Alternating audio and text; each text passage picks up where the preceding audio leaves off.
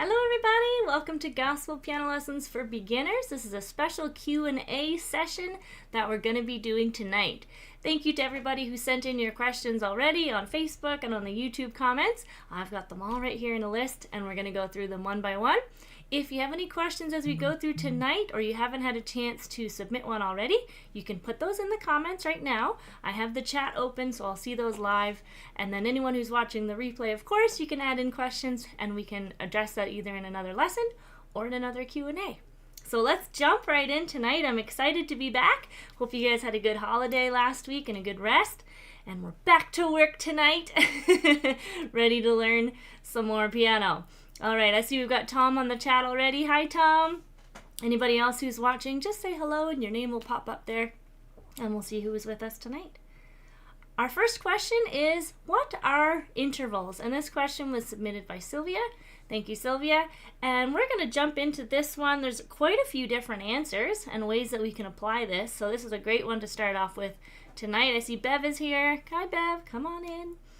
So an interval just means the space between two notes. And in this case, we're talking about the piano. So an interval is the space between two notes on the piano. So this would be a small interval. This would be a larger interval because it's farther apart.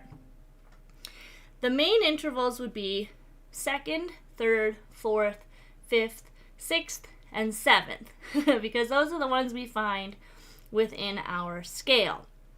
So if we're doing our C major scale, which we did in year one, we can follow the intervals. If we do the second one like this in our scale, that would be an interval of a second. If we go 1, 2, 3, that would be an interval of a third.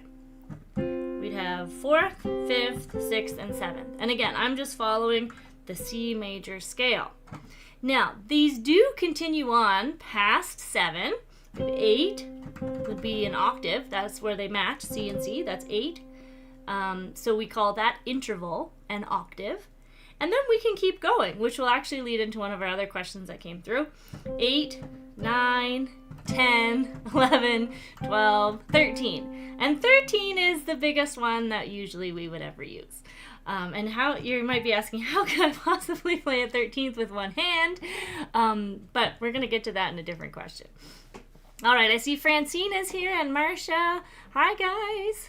We've got some Jamaicans and Newport. Very nice. Welcome, guys. Okay, so that's the basic answer. So why do we need to know intervals as a musician? Well, we use intervals all the time when we make our chords, but I don't teach them in terms of intervals yet. We will probably talk about that later, but a lot of people, when they're trying to figure out their major chords, their minor chords, their seventh chords, they think in terms of intervals. We think in terms of half steps, where we go 1, 2, 3, 4, 1, 2, 3, major chord. But what some people do, if they're really familiar with their scales already, is you can actually think root, third, fifth, which we've touched on a little bit in the last couple of weeks, like that. And then if you add your 7, you end up with a major 7th chord. Okay, so you can use them to make chords. But that's more so if you know all of your scales already, which we know C, F, and G so far. So once you learn all your scales, then we can come back and talk. There's even more ways we can use intervals instead of using the half-step method. So hopefully that answers your question. What is an interval? The next question we have is, what is a riff? Now this is a great question. There's a lot of words that get used in music kind of interchangeably, and they mean kind of the same thing, but not really. And one of those words is riffs. We use riffs, vamps, fills. Those 3 words get used to mean like the doodly stuff in between the chords, okay? But we're going to talk about each one. So we're going to start with the question, what was the one Sylvia said? Riff. What is a riff? So a riff is usually a melody that gets repeated throughout the song. So usually you would think of a riff as like a guitar solo, like a guitar, if you're listening to like a contemporary song that has like a guitar thing that keeps repeating itself. Guitarists play riffs a lot. But we could think of it in piano, like if we went to, let's go to page 15 here. I'm just going to bring up a PDF from year 1 This is Our God. We did this last year in the beginning. And if you're looking for any of these PDFs, be sure to join the Facebook group. Everything is on there. And there was one of our students, Charlotte, she made an index. So if you're looking, where is that particular song? If you go in the downloads and look under index, she has all the songs there so you guys can see what lesson that would be in. Okay, so let's take a look here. We've got Our God. Let's try the chorus. We'll make sure you guys can see that. There we go. Okay, so let's do the chorus where we would go, how great is our God. And then you could go, sing with me. That could be our riff. So if you want to write that down, it would be B, C, B, G, E. And I'm just going to try to put that in a couple times in the chorus. You can hear. You can also call this a fill. Fill is anything that fills up space in between chords. But technically you could call it a riff because it's a repeated melody line. So listen, I'll use it twice. How great is our God. Sing with me, how great is our God. How great is our God. Here we go again.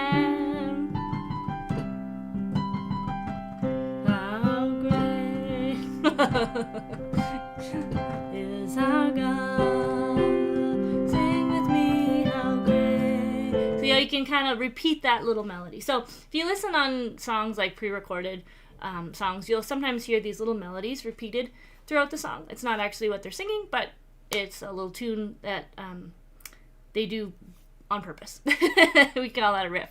And then a fill, like I said, this could also be called a fill because we have this empty space where there's nothing happening and we're just adding in some right hand or left hand. I call them noodles, little doodly dads. And we've done a few different fills over the year, but that's what a fill would be. Which leads me into a question that was put in by Darlene. So thank you, Darlene, for sending in a question. Her question was, how can I add right hand rhythms and how can I add right hand inversions? So two separate questions. So we're going to go through the first question, how to add in different rhythms. Now, we've talked about riffs and fills, but I want to give you a little taste of that third word, vamp. Now, a vamp is simply just a repeated rhythm. So it's not necessarily a melody, it's not a tune that you would hum, but it's a rhythm that usually your right hand would play to kind of keep a beat, other than, we usually play that steady beat, but this would be a rhythm that you repeat over and over and over through the song to give it some interest, okay? I see Massimo's here and Marilyn and Connie. Hi guys, come on in. And anyone else watching, just say hi and your name will pop up there. Okay, so a vamp, for example. Let's see which one I had here for that. Excuse me. We'll do this little line of mine, something that everybody's familiar with. There you go. We'll do verse 1. Now, normally we would go, this little light of mine, I'm gonna let it shine, right? And we would just play the steady beat. An example of a vamp would be a rhythm, again, that you repeat over and over. So you could go, this little light of mine, I'm gonna let it shine. This little light of mine. So I'm changing the chord, but the rhythm stays the same. Hi, Juanita. Come on in. Okay, so let's try. So all I'm doing is I'm kind of going like fast, short, short. So I didn't Google it. It's not in a book. I just picked a rhythm that sounded a little funky. So this part, vamps are kind of by ear, but what I would like to do eventually, and you guys can watch out for that in the downloads, is I want to make a chart that gives you some common vamps that people use, and I'll write them in I'll try to write down the rhythm on the 1 and 2 and 3 and 4 hand chart. So let me know in the comments if that's something you guys might like in the future, kind of like we did the left hand patterns, but we could do vamps. We could do like a little booklet of vamps. That'd be fun. But yeah, a lot of it's by ear. I'm just kind of picking something that sounds cool. So this little light of mine, add your rhythm in the left hand. I'm gonna let it shine. This little light of mine, I'm gonna let it shine. Like that. Hi, Darlene. We're actually answering your question right now. We're talking about vamps and adding in rhythm in the right hand. Okay, so that could be an example of what we do. We could also do, there's a really popular vamp, and I'll do a whole lesson on it, where you go like this, and you guys probably recognize it. Okay, and you could do it like this on this song. This little light of mine, I'm gonna let it shine. This little light of mine, I'm gonna let it shine. Okay, and what you're gonna do for that one, this one is a little bit tricky. So like I said, I'll do a whole lesson on it, but for those of you who are just here for some fun and some tidbits, what you're gonna do is you're gonna play whatever chord you're on. So C would be our first chord. And then I'm going to go up to 4 away from that one. So if I'm on C, I'll go up to F, which is 4 away. 1, 2, 3. An interval of a fourth. For our first question there. Okay, so I'll do it in my inversion because it's easier to jump. And I'm just going to rock between the C and the F, even though the whole first line says C. So I'm going to go C, F, C, F, C, F, C, F, C, F, C, F, C, F, C, F.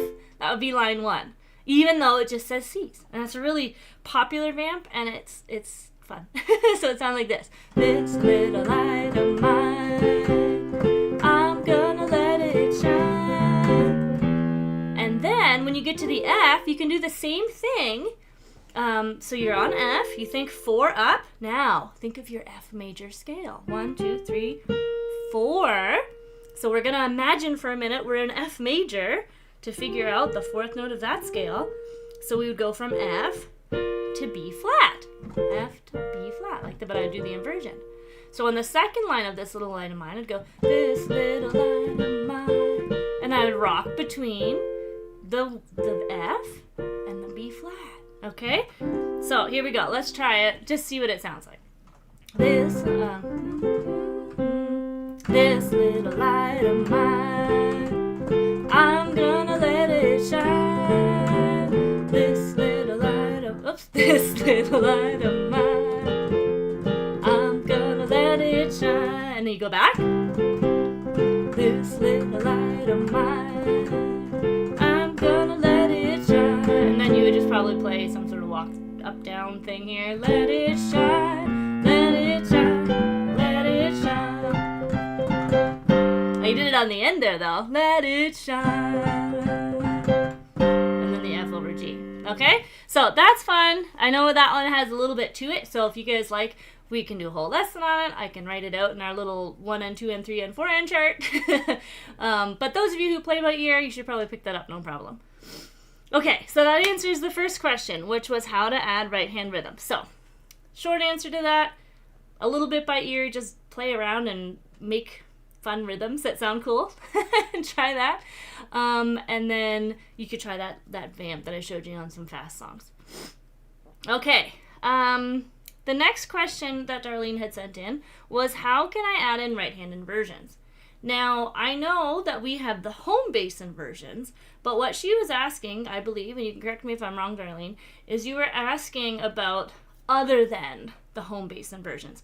So we do have that chart out that's called home bass inversions, where it's each inversion that's closest to wherever you are. So if you're in C major, it would be all the ones that are closest to the C major, right? But sometimes when you're playing, like let's say you're on A minor, actually it's a bad example because then that's really easy to go D major. Let me think of one here. Okay, let's say you're on D minor and you want to go to G.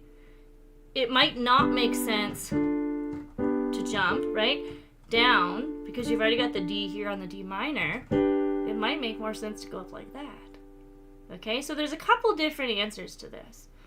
The first answer would be you can just experiment with what's easiest. Okay, so there was a couple weeks ago, we did a song. I can't remember which one it was now, but we were playing in the key of G, but I had a little note at the top. And I said, you could try this using C home bass inversions. Because some of the progressions, like which ones went in order, it made more sense to play it down here instead of up here. Okay, so the home bass inversions, that isn't the right answer. It's just the easy way to get started. So if you're playing, and like I said, if you're in D minor, for example, and you have a G major, you can just try which one's most comfortable and do that. Okay, so you could just go through on your own, on your song that you're doing, you know, try whatever inversion you want. There's no right answer there. But a lot of my private students are trying to add in melody. Some of you guys have mentioned online here as well. You're really enjoying that, adding in your melody. And that's where you can start experimenting with connecting your inversions with your melody. Okay? So if you're going, what do I have up here? This little light of mine. This little light of mine. Okay, so the first note is actually a C that you're singing. So if you played like this little light of mine, your pinky is playing a G. Now the reason that's important is whatever note is on the top or the highest sound on your keyboard is just physics, what your ear is going to pick up the most. That and your bass note. So if you wanted to play the inversion that matched the melody, you'd want to play your C major like this. There's your melody. This little light, and you can still do your vamp, but in a different inversion. So you could go, this little light of mine, and then our melody goes up here. So you could even take your inversion up here. I'm gonna let it shine. This back to C again, but this time we're playing the F chord. This little light of mine, I'm gonna let it shine. Still C. Okay, so you can see kind of just keeping track of what the melody is and then matching my inversions, you know, not every single beat, but, you know, on the main beats, make sure your pinky's playing the melody. And that will force you out of home bass. That will force you to try different inversions and get a different sound. You might not like some of it. You might, don't do the melody there. It's, you know, it sounds too high or too low. But that would be a good way to get out of your comfort zone on the home bass inversions. So hopefully that answers your question, Darlene.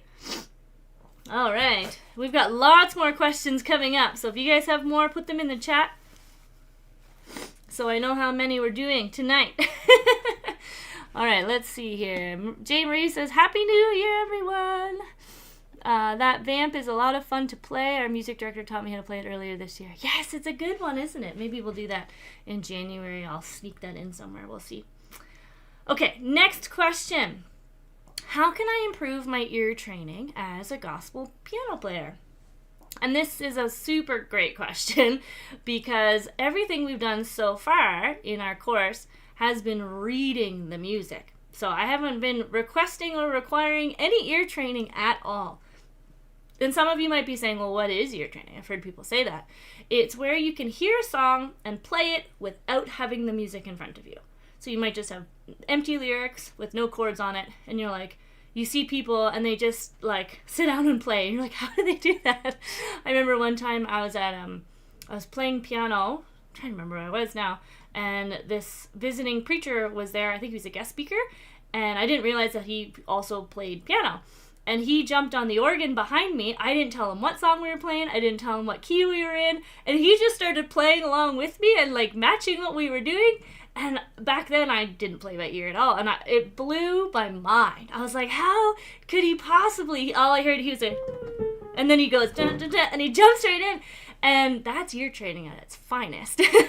But ear training just means that you can play something without having music. So if you're home by yourself, that means that maybe you hear a nice song you're listening to Christian radio on the way home, you find the lyrics, you can't find the chord chart, and you're like, well, I really want to play it. That ear training could be, you could figure that out without the music. So that's what is ear training. It's a whole new world. And now I'm going to answer how to do it. So it's practice. You got to train your ear, which is why it's called ear training. And it's going to be little pieces by little pieces. So if you're exercising in the gym, you'd start off, obviously, like 2-pound weights, and you do that for a while, and then 5 pounds, whatever. So you're not going to be able to jump to doing a whole song at once. But what you can do is start recognizing the little pieces, and then you can start putting them together into a whole song, also using it to figure out what key you're in. So the first thing I would do is I would pick one song. If you're at home, you don't have a teacher, no one's there to guide you and help you if you're on the wrong track. I would pick one song that you're really, really familiar with, but that you don't have the music or you don't have it in front of you. So, for example, what did I pick here? Amazing Grace, okay? It's something you don't have to think like, does the tune go like this or like that? Like a song you know really, really well. Pick a YouTube video, the same one, and listen to that particular video over and over and over and over and over. Then what you're going to do is figure out what chords they're playing. So if you don't know all your keys yet, so if you only know C major, for example, you're going to, turn the video off, and then you're going to start in C, and maybe they're in something else, but you're going to start in C. Amazing grace, how sweet the sound. And you're just going to find all the steady beats. And you heard there, I just played C's for all of them to find what it was. I'm actually going to close this. There we go. We'll bring up Amazing Grace after once we go through this. So find your steady beat, okay? And then you're going to try to figure out the 1 chord, the 4 chord, and the 5 chord. So in your scale, let's say we're using C, you would start with C major, F major, and G major. So all the major keys that fit in your key, or all the major chords that fit in your key. And there might be some that don't match, like maybe it's not the right chord, but you're going to do your best to play the whole song using just your majors. So if you're in the key of C, C major, F major, and G major. Amazing. Okay, I'm switching chords. Let me try, you're literally just going to pick one if you have no experience with this. So I'm going to try F on the second beat and see what that sounds like. Amazing grace. Nope, that's not it. Okay, let's try G this time. Amazing grace.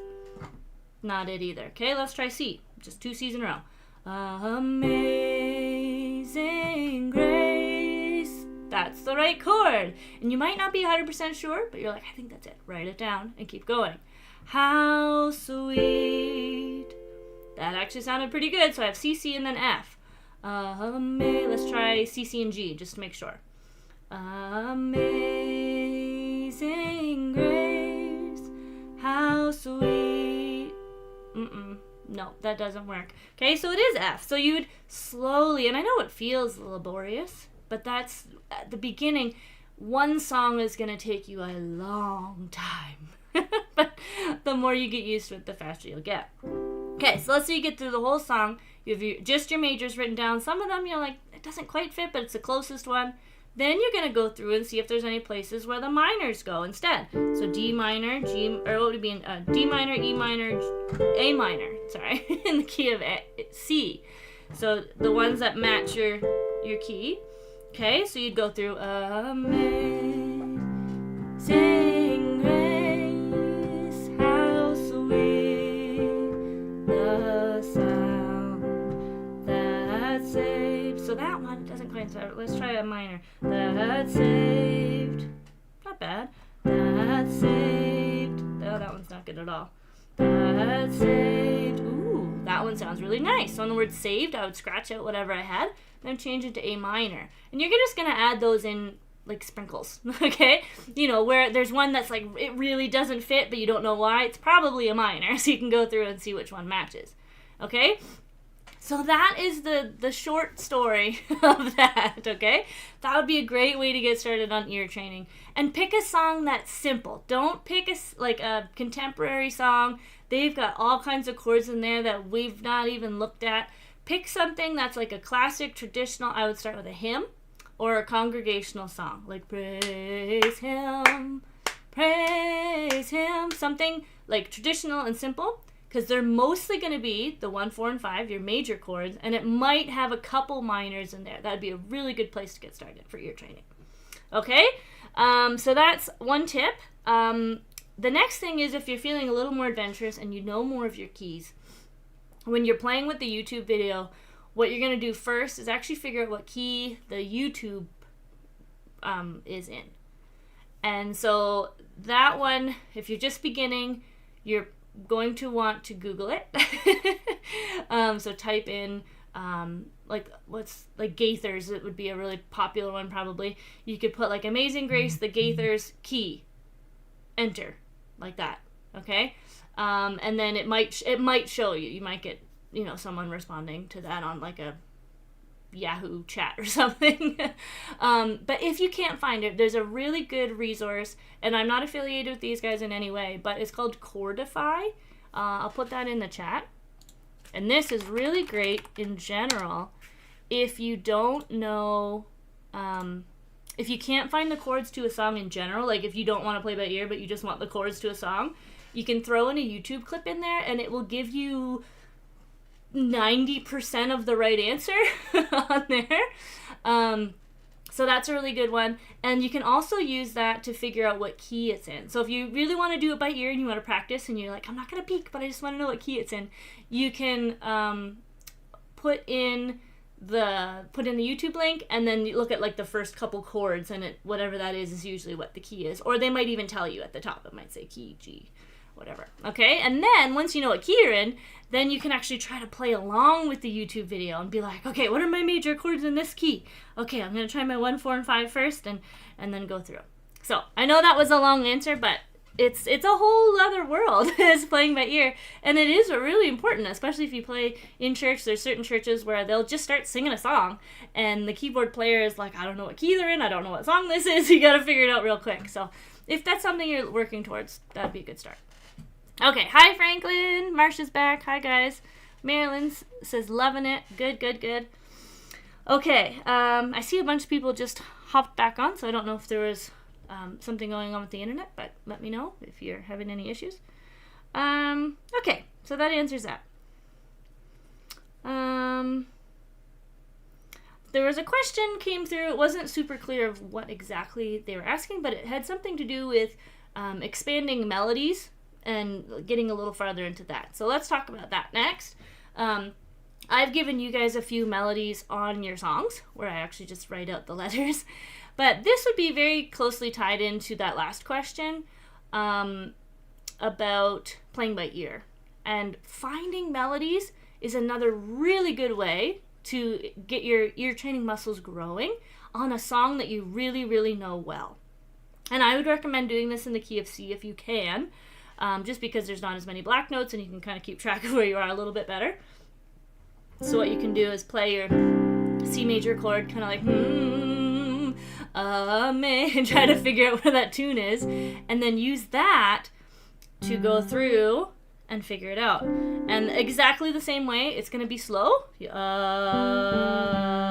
it is. Amazing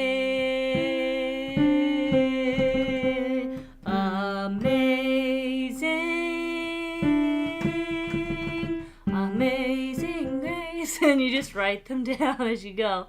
That would be the best way to go through improving your melody, is pick a song that you really want to do and write down your melody as you go. The easier way is to read lead sheets. But if you don't know how to read classical notation, you're going to have to figure it out by ear. Sometimes if you purchase chord charts, like for example, I know I went on I think it's James Wilson website. He has a website. He's more of a contemporary singer, and he has chord charts that you can buy that are the actual chords because it's his songs. And I noticed on some of his, he had like solo, and then he has like kind of like the riff, like the little, 8 or 9 notes in a row, whatever they play in the YouTube song, right? So some of them will have that, but yeah, lead sheets have it written in notation, but I mean, that's going to take a while to learn how to read music. So if you want to do that, join our online school. We'll show you how to do it. But as for this channel, we're doing it with the chords, so you need to play it by ear and figure it out. But yeah, hopefully that answers your question about melody. Okay, I see some on here. Okay, Tom says chord U is good also. Okay, I haven't checked that out. So another one for making chords. That's great. Franklin says, could you comment on chord progressions and how they can be used to enhance our gospel piano learning? Okay, great question. Chord progressions. It's kind of a buzzword. It feels like it's the answer, but really it just means a bunch of chords in order. So if you are playing more modern music, there is a chord progression that's really popular. We talked about this in our background music class. C, A minor, F, G. And you could play that over and over as background music. C, A minor, F, G. So chord progressions are good for background music. Within a song, it basically is the song. So whatever the chord progression is, like on this little light of mine, we had C, C, C, C, F, F, F, F, C, right? That's your chord progression. As you get into intermediate and advanced, what they will do is actually take one chord and turn it into like 3 or 4 chords, which might be what you're referencing. Like if you're on YouTube and people are like using 2-5-1 chord progressions in your playing, and then they just make it sound like totally awesome. But that's definitely an intermediate concept. We're not going to touch that tonight. If you're interested in looking that up, definitely look up 2-5-1 chord progressions on YouTube. You'll find tons of videos about that.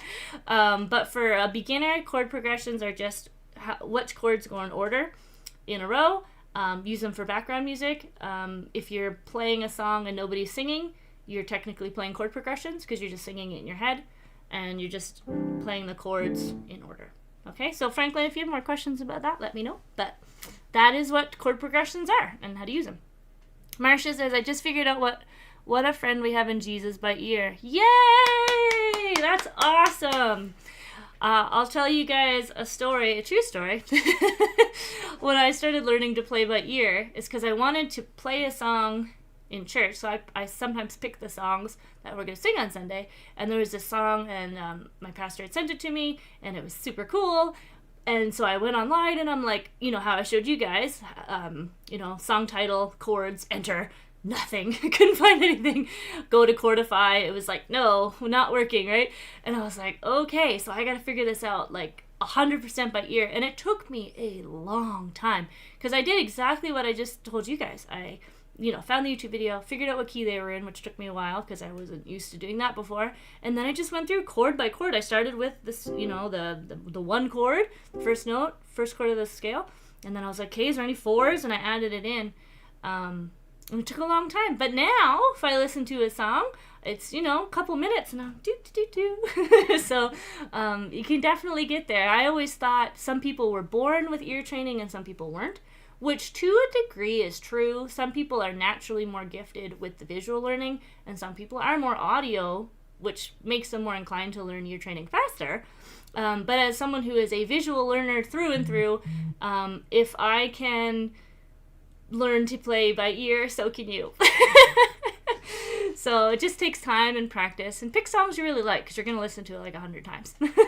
So there you go, fun tip. Okay, I'm getting some questions in on the text here, so just give me a second here. Okay, I got a question in by text. Somebody said, is it better to know scales, chord progressions, etc., than to play by ear? Some musicians don't know what a key or what a chord is. That is a great question. There is no right or wrong. As a music teacher and someone who's been on both sides, I would say the best case scenario is that you know both. So on here, I'm teaching you to play by reading, just because that's what this course is. But if you are playing in your local assembly, it is really valuable if you know how to read and hear. Because like I said, there's lots of times, depending on the style of your church, where someone will get up and just start singing, and you need to be able to figure out what key they're in and what song they're in, or there's no music. So playing by ear is certainly valuable. On the other side, I know lots of musicians who play by ear and they can't read music. So they can't read notated music, like in a hymn book, and they don't know how to read chord charts. Like, they kind of know what they are, but they're just like, just tell me what key you're on and I'll follow you. You'll hear that, I'll follow you. And I mean, usually those people, they can play some beautiful, delicious chords, but you ask them, oh, what was that? That was cool. And they're like, I don't know. So those people are at a disadvantage because they can't communicate with other musicians, right? They can follow someone else, or they can lead if everyone else is just listening. But to be able to write it down or, count it out, for them it's more challenging. So my answer would be it's better to know both. If I had to pick one or the other, I don't know if I could. Because I've seen, there's pros and cons of both. But yeah, definitely knowing a little bit of both will get you a long way. Okay, let's see if there's any more questions here on the chat. Marilyn says, wow, amazing. I just played Amazing Grace, What a Friend We Have in Jesus by ear with the 1, 4, 5 chords. Excellent. All right, you guys. So playing by ear sounds like it's a hit. But yeah, just takes practice. Okay, let me see what else we have here on my list. Send in more questions if you want on the chat, but I'm just going to go and see what's next. Oh, this was a great question. This one came in on one of my private classes. Someone had asked, when I Google the chords, or I get a chord chart from someone else, the chords have a bunch of stuff at the end of them. So instead of saying C and F and G, it's got like this long thing. And I wrote down some examples to show you guys. So like, for example, C2, C6, C7, what's that one say? C9, sharp 7, sharp 5, sorry, that's backwards. C13, sharp 11. Like, it has like the letter and then like a whole bunch of stuff after it. And they were saying like, well, first of all, what is that and how do I play it? And like, if I don't know it, what do I do? Like, can I even play this song? And the answer is, those are called chord extensions or colors. So things that you can use to make the chord sound, as we would say, like more spicy, more flavor. If you Google it and you look up a song, what was the song she had looked up? Revelation Song. It's more of a more contemporary song. And she looked up Revelation Song, and she said it has twos everywhere, like C2, B flat 2. What do I do? Like, does this mean I just can't play this song? And the answer is, as long as you keep the major or the minor, you can delete all of the extensions. So let's say it says AM9, and you're like, I don't know what a 9 is. As long as you keep the major or minor, so AM would be A minor, so you would keep that, and then you could erase the 9 or scratch it out. In this example, I have C9, sharp 7, sharp 5. You could just keep the C. Okay, we know it's not minor because it doesn't have the little M, so we can delete everything else after the C. C13, sharp 11.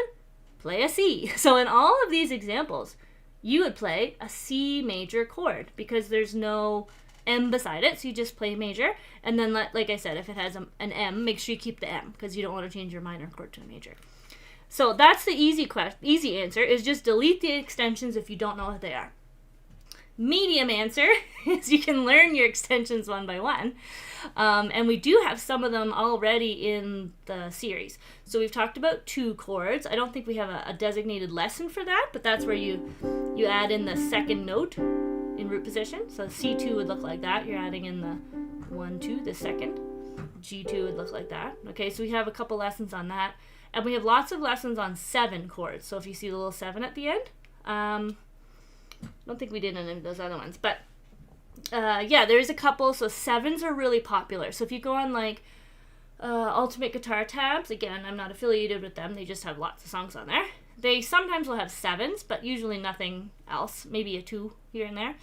And yeah, you can go back on those lessons and learn how to do that.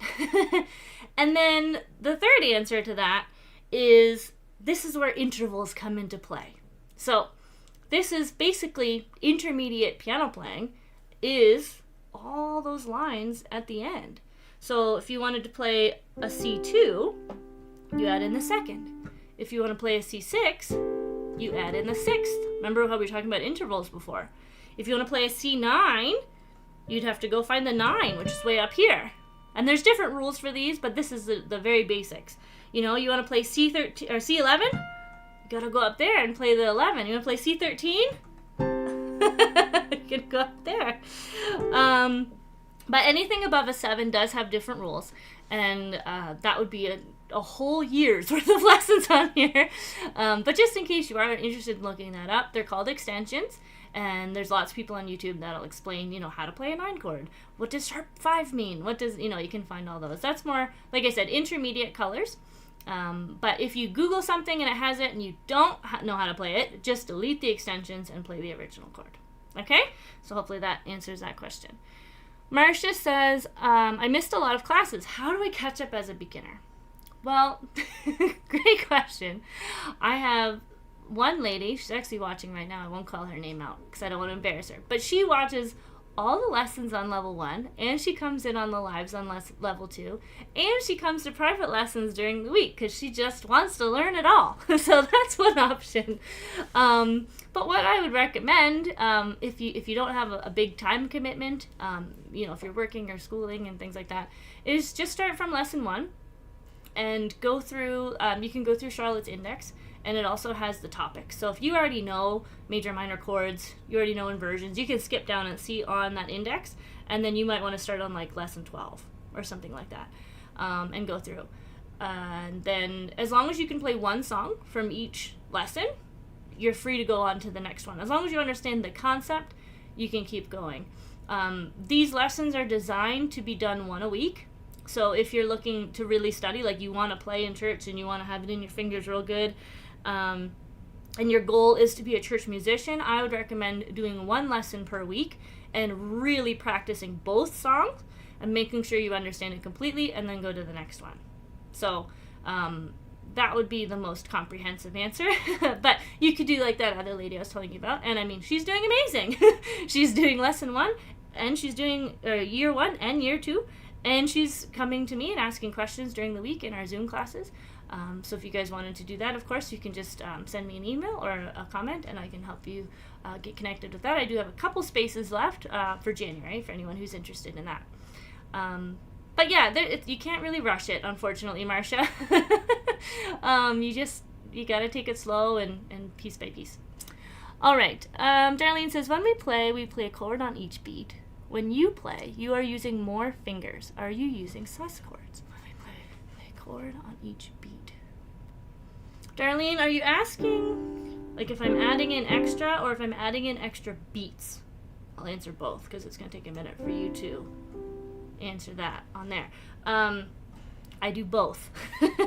So if I'm playing for you guys the sheet music, I try my best to just follow exactly. But if I'm playing just on my own, like, how great is our God, sing with me, how great is our God.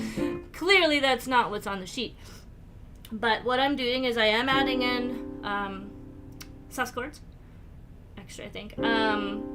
I do use a lot of sus chords. Yeah, the 2s and the 4s, C sus 4. And there's whole lessons on that. I also add in, trying to think. I add a lot of 2s though. Like not even just the sus's, but just the 2s. So I'll add it in. Sometimes I'll add in a melody note. And then I add in a lot of extra rhythm. So how great. Normally you guys would go, how great. So I'm going, how great. And I'm adding in all these different things. And what we were talking about with right hand rhythm is there isn't like a pattern I'm following. Like I'm probably catching it by ear because I've listened to so many piano players and recordings of things. It's probably subconsciously getting in my brain, but I don't have like a chart I'm following to make these rhythms. But a lot of times I'm just using the notes that are already there. So if I'm playing how great, okay, I would probably add in, the fifth on my left hand, I'm adding in this extra 2. That gives it a little bit more color instead of just going like this, right? And then I would just play a combination of these notes to add in the rhythm. How great. So I'm not adding in, like, my fingers are staying in the exact same spot. I think that time I went D, E, G, C, something like that. Okay? And I'm just kind of adding in rhythm. So on some of our songs we go 1, 2, 3, 4. Some of them we go 1 and 2 and 3 and 1 and 2 and 3 and. A lot of the times when you guys hear me like add in the extra fills and the noodles, I'm actually doing double that. So it's called 1E and a 2E and a. So again, this could be a whole lesson, but just to answer the question, it sounds fast and complicated because I'm increasing the subdivisions. So instead of going how great, which is just the beats, I'm sometimes adding in an and, how great and is our God, the bounce that we've talked about. And then on my right hand, I'm adding in even more. I'm going 1E and a, 1E and a, 1E and a, 2E and a, 3E and a, 4E and a, or something like that. How great, 1E and a, is our God, da da da da. See, there's 4 in each beat. So I'm going 1 and 2, 1, 2, 3, 4, 1, 2, 3, 4, 1, 2, 3, 4, 1, 2, 3, 4. That would be 4 beats. Just to give you an idea of what you could do there. And I used to do that actually when I was just starting out, is I would pick a little pattern, like if I got 4 notes like this, I would go 1E and a 2E and a 3 and a 4E and a 1E and a 2E and a 3E. Or what's the next chord? Great is our God, sing with me how great. I'll go to the A minor. Right? I could just do that.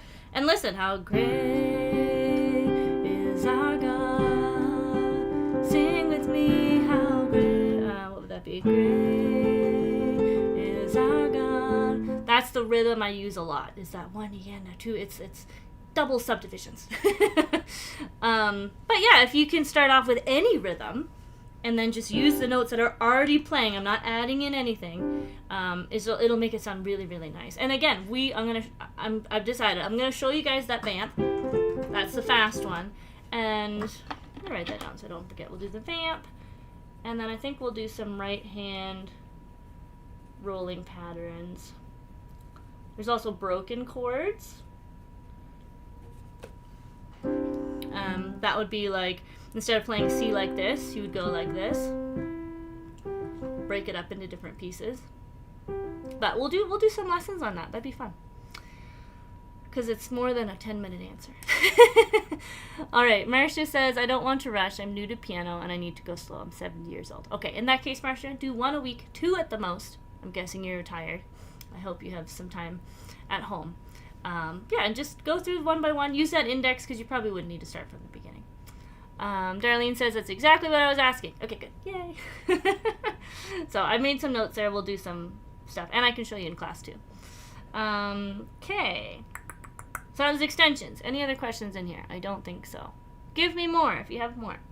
I do have a lot of people asking me on a very regular basis, how do I figure out the slashes if I Google a song? So if you look up, I don't know, Standing on the Promises of God chords, enter. All you're going to see is like C, C, G, A, M, F7. They're not going to show you slashes generally.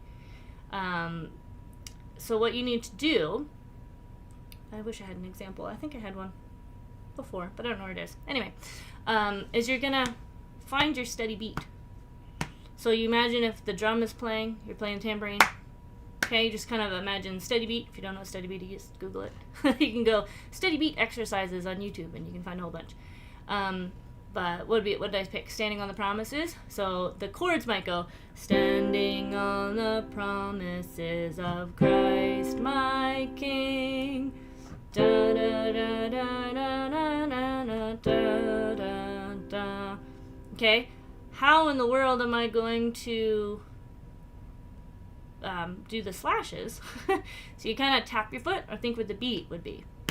Standing on the promises of Christ, my King. King. Da, da, da. That's your slash. Standing on the promises of Christ, my King. Da, da, da, da, da, da, da, da, da. So what you could do when you first start is print out the chord chart from the internet and then use a pencil. Like, I would count it out loud. Standing on the promises. And then with your pencil, I think I have a video on it from last year about that. Whoops. Is you would just go through and like write it on and then try it and you're like, that's not right. Erase it and move the slash. But that's what I used to do because we had a drummer at our church who would ask, like, I want to know exactly where the beats are. And so that's what I would do is I would print out our chord charts that we used at the church and then I would write in the slashes so that he could see that. And same thing, it would take you a little bit to do your first few, but the more practice you get, you'll be able to do it real fast.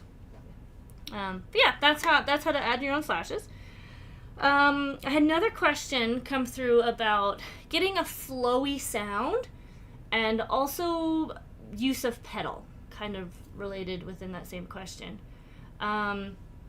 So how do I get a flowy sound? What I was showing you about like adding in the rhythm, you know, instead of just going clonk, clonk, clonk, clonk, that'll help. So you could go 1, 2, 3, 4. That'll give you a flowy sound. Is to add in more fills. So just moving your hand on the chord instead of just clonking it down. But again, we'll do like a whole lesson on some options on that. But the other answer is your pedal. So if you're not using your pedal, you don't have one, definitely look into getting one. If you have an electric keyboard, there should be a hole in the back of your piano as long as it's a decently not super beginner kid piano. The little kid ones usually don't, but like if you have like, you know, decently big plug-in piano, there should be a cord on the back. If you have an electric piano, there's a cord on the bottom usually, and then if you have an acoustic piano, so one with strings in it, the pedal would already be there. So it's the one on the right, and what you're going to want to do is every time you have a slow, usually use it on slow songs, every time you switch chords, you would lift your foot and put it back down. So let's use our example, how great is our God. I'll put my foot down. How great is our God. I'm about to change on A minor. Sing with me how. When I get to A minor, I'm going to push A minor down so it makes a sound.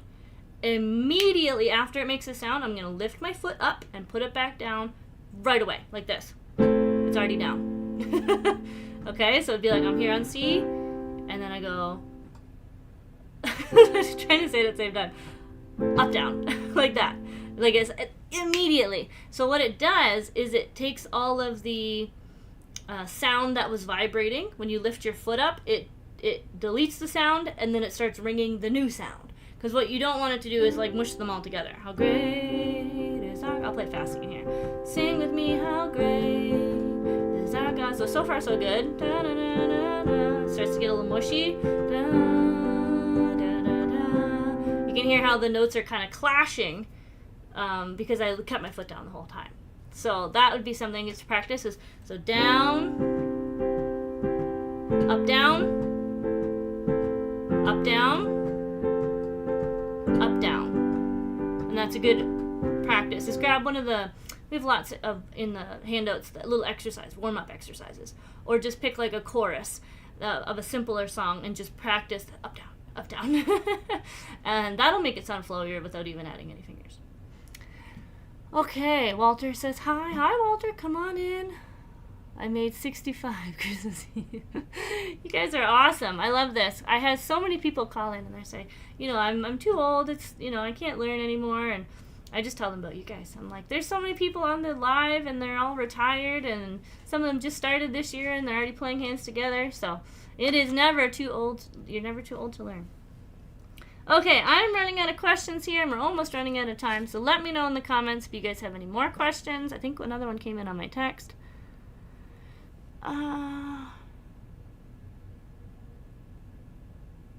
Okay, there was a question. It says, what if a pastor asks me to play a song that I don't know? That's not really in my lane. That would be more of a church question.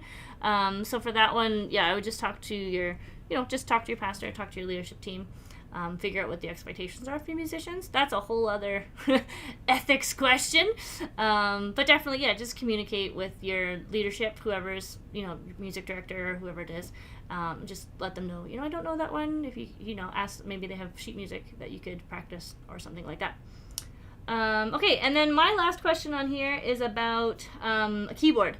So if you are gonna purchase one, so let's say you've been watching us for a while, you don't have a piano, I do get some questions in about like what keyboard should I purchase, and so I'll just give you guys a couple of tidbits, things to watch out for. Would be weighted keys.